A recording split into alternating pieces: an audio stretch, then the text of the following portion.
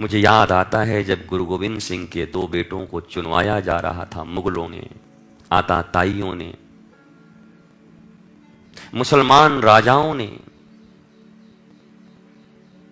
आक्रांताओं ने, जब कत्लेआम मची थी भारतवर्ष में, हिंदुस्तान में, जब चोटी और जनेऊ काटे जाते थे, रक्त रंजित की जाती थी भारत की भूमि, सनातन धर्मावलंबियों की कोई सुनने वाला नहीं था, हिंदुओं की कोई सुनने वाला नहीं था। इस पूरे भारतवर्ष में इतना अत्याचार। उस समय में उनके दोनों बेटों को चुनवाया गया। मुझे आश्चर्य होता है कि जिस 25 दिसंबर को आप क्रिसमस मनाते और क्या क्या मनाते, मनाइए, मुझे कोई बैर विरोध नहीं है, लेकिन जरा उसी 25 दिसंबर को याद कर लिया करो कि उसी दिन गुरु गोविंद सिंह के दोनों बेटों को चुनवा दिया गया था। क्यों पता है? तुम्हारे हिंदू धर्म की रक्षा के लिए। नन्हे नन्हे बालक, एक 15 साल का, एक 11 साल का, कैसे युवराज जैसे गोरे पुत्र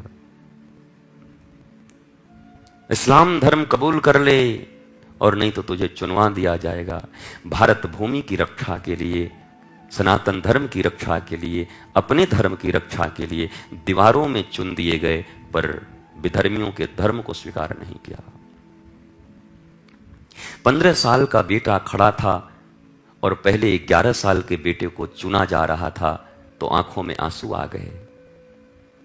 तो छोटे भाई जो चुन दिया गया था, यहां तक कि 11 साल का बच्चा, कहा भैया आप क्यों रोते हो? आप डर गए? आपको क्या हो रहा है? बोला नहीं नहीं लाला, मैं सोच रहा हूं मेरी आयु तुझसे बड़ी है, पहले मुझे जाना चाहिए था। मैं अपनी आंखों के सामने तुझे जाता हुआ देख रहा हूं, बस इस बात का कष्ट है। पहले मुझे चुन देते। और जानबूझकर वो विधर्मी, वो शासक, वो मुगल, वो मुसलमान जानबूझ के ऐसा कर रहे थे। तड़पा तड़पा के मारते थे लोगों को, केवल हिंदू होना ही अपराध था। ऐसी स्थिति थी इस देश की। उस स्थिति से हमें बचाया है हमारे पूर्वजों ने। तन गंवा दिए, सब मिटा दिया, खानदान के खानदान मिट गए, लेकिन अपने धर्म को नहीं छोड़ा।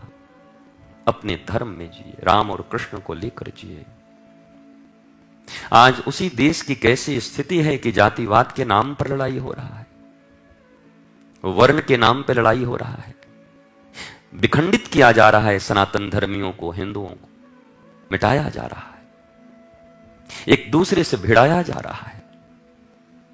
जरा आप सोचो, एक ही भक्तमाल ग्रंथ है, वहीं पर श्री रैदास जी की कथा है, और वहीं पर चैतन्य महाप्रभु की कथा है, वहीं पर रामानंद जी की कथा है, वहीं पर कबीरदास की कथा है, वहीं चोखा मेला की कथा है, वहीं पर नामदेव जी की कथा है, वहीं सावता माली की कथा है, वहीं जनाबाई की कथा है। कहां जातिवाद है?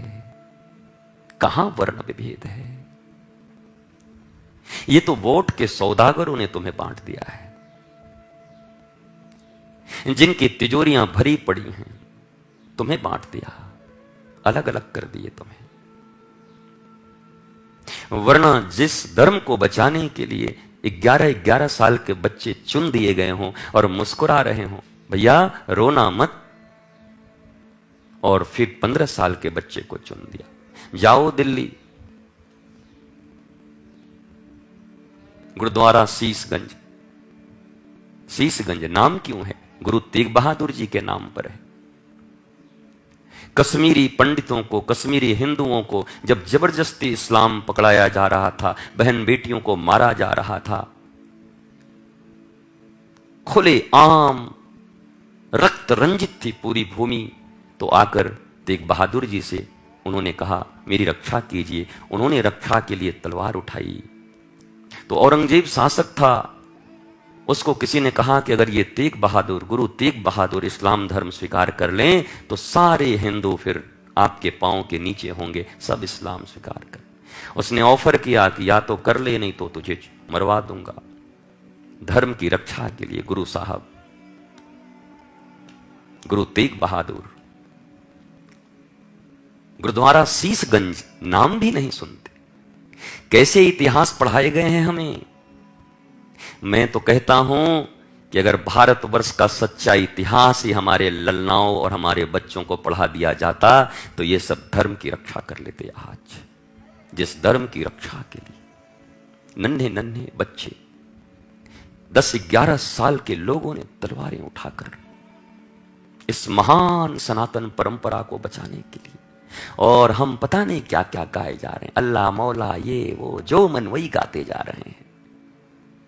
ये पूरा का पूरा फिल्म इंडस्ट्रीज, पूरा का पूरा ये बहुत बड़ा हमला है हमें इस्लाम धर्म कबूल करवाने के लिए, बेधर्मी बनाने के। हर गाने मौला पे, हर गाने अल्लाह पे, हर जगह गजलें। कहां गए राम, कहां गई कृष्ण, कहां गई अभंग, कहां गई मीरा के पद, कहां गए सूरदास के पद, कहां गई जनाबाई के पद, कहां गई तुलसीदास, कहां गई, कुछ पता नहीं। कैसा विकृत इतिहास पढ़ाया गया हमारे बच्चों को, इन्हें कुछ खबर नहीं है क्या कर रहे हैं। इस विडंबना है इस देश की। जिन्हें इतिहास का पता नहीं वो धर्म की रक्षा क्या करेंगे, और धर्म इनकी रक्षा कैसे, ये कैसे सुखी रहेंगे ये लोग। उन गुरु तेग बहादुर जी को आपको पता है गरम तवे पर नंगे बदन करके रोटियों की तरह सेक दिया गया। अब भी स्वीकार कर ले, बोला नहीं, राम मेरे राम धर्म नहीं छोड़ सकता। बालू गरम करा के उनके ऊपर छीटे जाते, गरम बालू।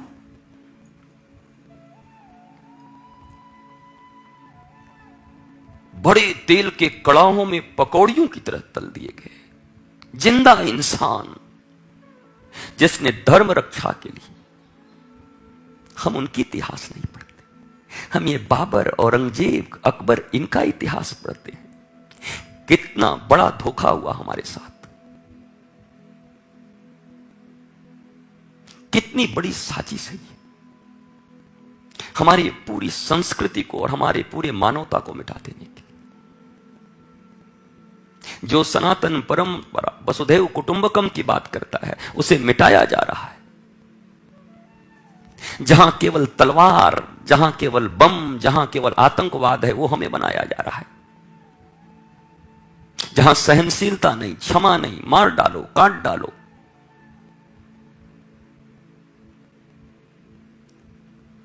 ये सिख गुरु क्यों बने थे?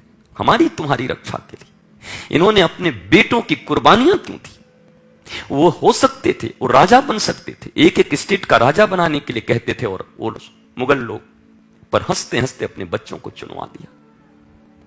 पर धर्म न छोड़। हमें देखो हम क्या कर रहे हैं, वही सब सुन रहे हैं, वही रट रहे हैं, वही कर रहे हैं। मुझे मेरे कृष्ण का आधार है, मुझे जरूरत नहीं और किसी की।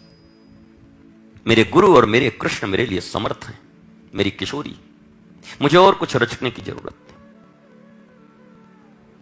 मैं उन महापुरुषों को याद करता हूं बस जिन्होंने मेरे धर्म की रक्षा की।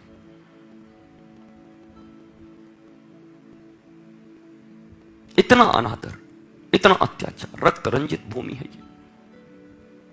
यही वृंदावन है। 7 मंजिल गोविंद देव जी की मंदिर आगरा से देखता था, उतना ऊंचा दीपक।